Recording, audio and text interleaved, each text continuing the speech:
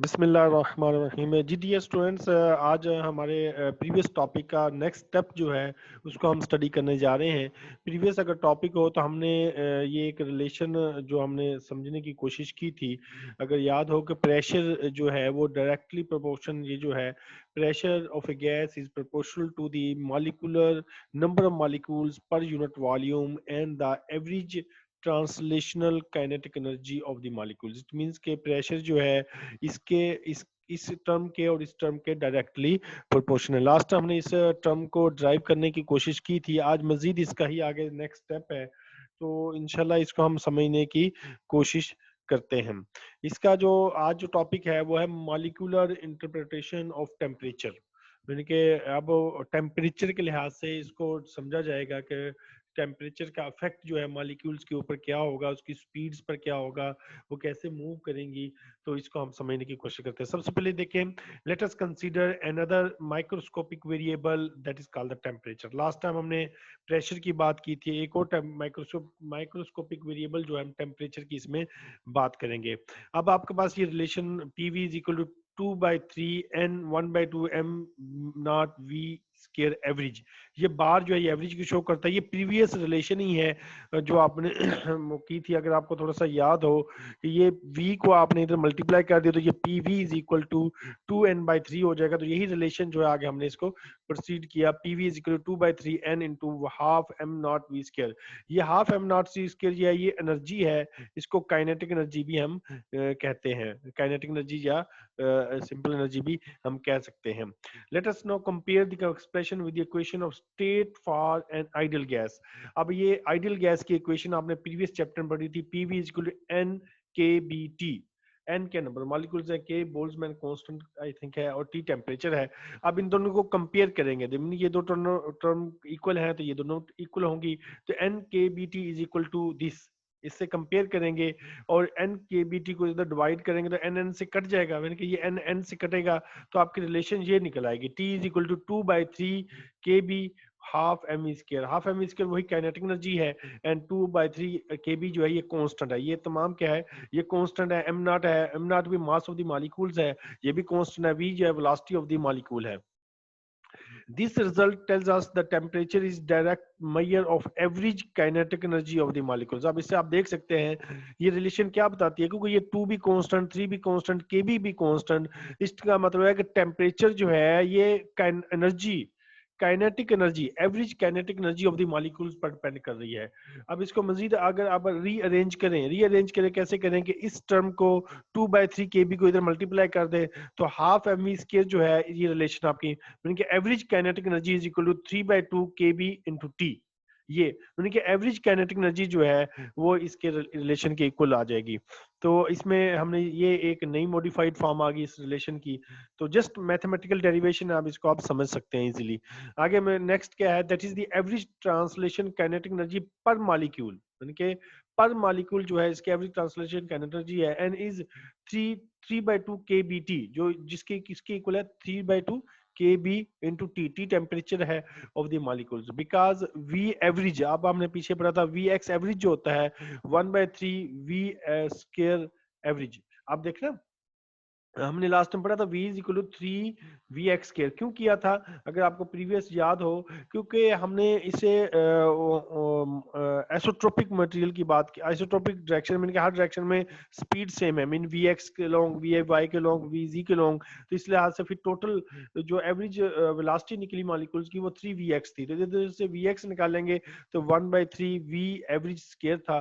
तो अब इसमें जब इसकी वैल्यू आप पुट करेंगे, ऊपर जो रिलेशन थी अगर आपको पीछे ले जाऊं थोड़ा सा कि ये वी एवरेज की जगह इसकी वैल्यू पुट एडजस्ट करेंगे तो आपके पास ये रिलेशन निकल आएगी 1/2 m naught V X square average is equal to 1/2 KBT, इनके अलोंग एक्स एक्सिस की बात करें। इसी तरह आप y और z एक्सिस की भी लिख सकते हैं रिलेशन, x की जगह y लिख दें और इस तरह z भी लिख दें, तो इस तरह अलोंग एक्स एक्सिस क्या रिलेशन निकलेगी, ये वाली अलोंग y एक्सिस एनर्जी क्या निकलेगी और अलोंग जी एक्सिस रिलेशन, तीनों रिलेशन को हमने इधर कैलकुलेट किया। Therefore each translation degree of freedom contribute an equal amount of energy, यानी कि हर ट्रांसलेशन जो है वो इक्वल अमाउंट ऑफ एनर्जी है। यानी कि आप अलोंग एक्स एक्सिस ले लें वो भी 1/2 kBt, अलोंग वाई एक्सिस ले लें वो भी 1/2 kBt, और अलोंग जी एक्सिस ले लें वो भी 1/2 kBt। इट मींस के सेम amount of energy है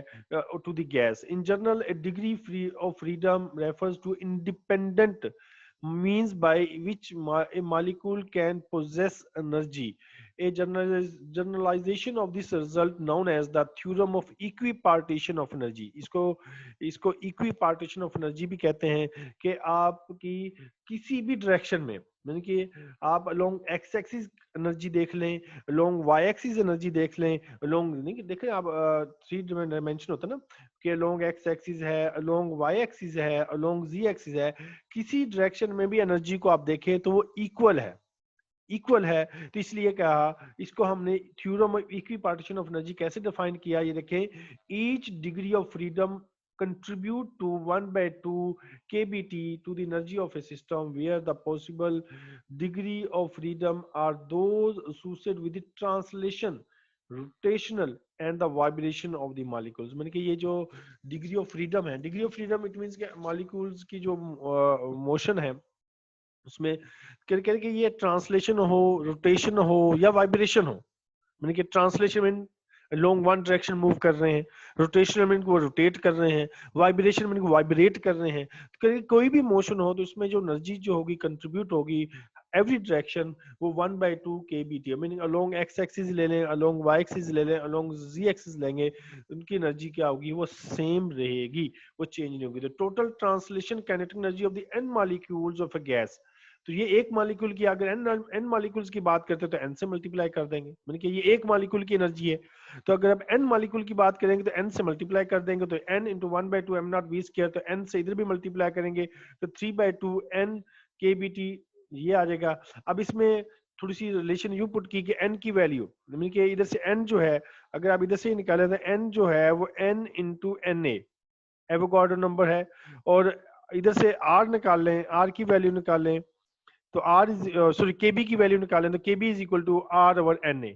तो इधर आपने क्या करना है, kb की वैल्यू और n की वैल्यू पुट कर दें।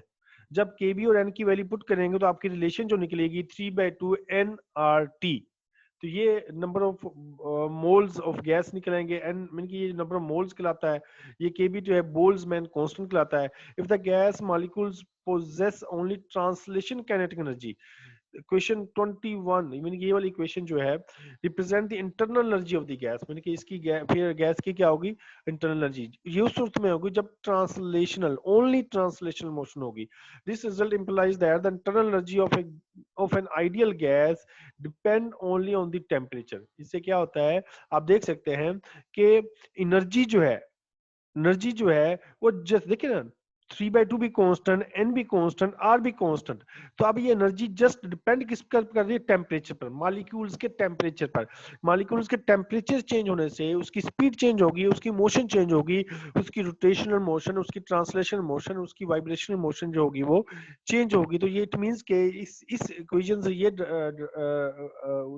कंक्लूजन निकला कि एनर्जी जो है, एनर्जी जस्ट डिपेंड जो कर रही है वो change in temperature, gas molecules के टेम्परेचर के चेंज पर डिपेंड कर रही है, बाकी तमाम टर्म्स जो हैं वो कांस्टेंट है। आगे मजीद इसमें अगर आप देखें कि the square root of v mean की speed, square root of speed is called the root mean square speed of the molecules, mean के मॉलिक्यूल्स की root mean square value calculate करनी है। तो इसका फॉर्मूला क्या है रूट मीन स्क्वायर का, कि v स्क्वायर एवरेज और इसका अंडर रूट।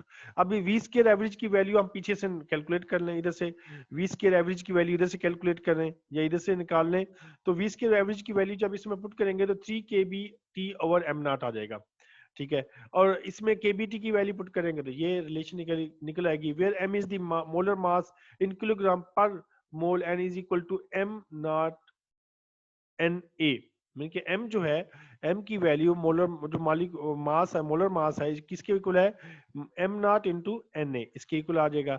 ठीक है, उसके बाद this express show that the given temperature at A given temperature lighter the molecule more faster, mean कि जितना मॉलिक्यूल लाइटर होगा, लाइट वेट होगा, उतना वो तेजी से मूव करेगा। अब इसकी एग्जांपल ये लें, जैसे हाइड्रोजन मॉलिक्यूल है, हाइड्रोजन मॉलिक्यूल कह रहा है कि इसका मॉलिक्यूलर मास कितना है, 2.02 10 की-3 kilogram per mole have an average speed. अब इसकी एवरेज स्पीड जो है अप्रोक्सीमेटली 4 टाइम्स देन ऑक्सीजन, यानी कि इसकी स्पीड जो होगी हाइड्रोजन मॉलिक्यूल की, वो ऑक्सीजन के मुकाबले में 4 गुना ज्यादा होगी। क्यों ज्यादा होगी, क्यों इसलिए ज्यादा होगी, हाइड्रोजन का मोलर मास जो है वो कम है compare to molar mass of the oxygen. देखा ऑक्सीजन का मोलर मास क्या है, 32, किसी के ये मॉलिक्यूल हैवी है, और जबकि ये मॉलिक्यूल लाइटर है, तो लाइटर मॉलिक्यूल के आगे वो तेजी से मूव करेगा। ये कॉमन कंसेप्ट है। जो आप इसकी एग्जांपल ले लें कि एक हेल्दी मैन है, एक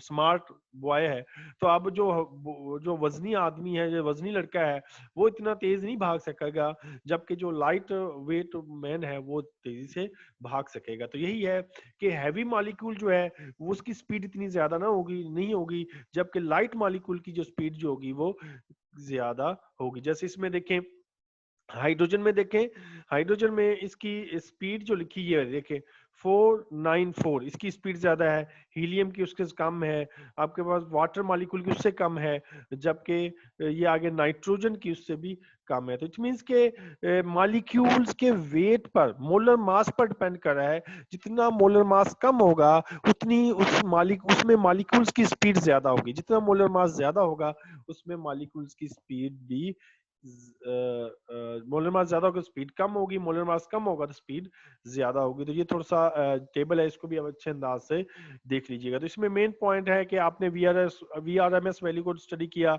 उसके बाद कंपेयर किया कि मोलर मास का इफेक्ट क्या है स्पीड पर, तो ये भी हमने इसको स्टडी किया। उसके बाद हमने काइनेटिक एनर्जी और टेम्परेचर का रिलेशन फाइंड आउट किया, उसकी रिलेशन को ड्राइव करने की कोशिश की। तो उम्मीद है कि ये छोटा सा पॉइंट जो है आपको समझ आ गया होगा। इसकी वीडियो इंशाल्लाह बाद में मैं आपको शेयर कर दूंगा।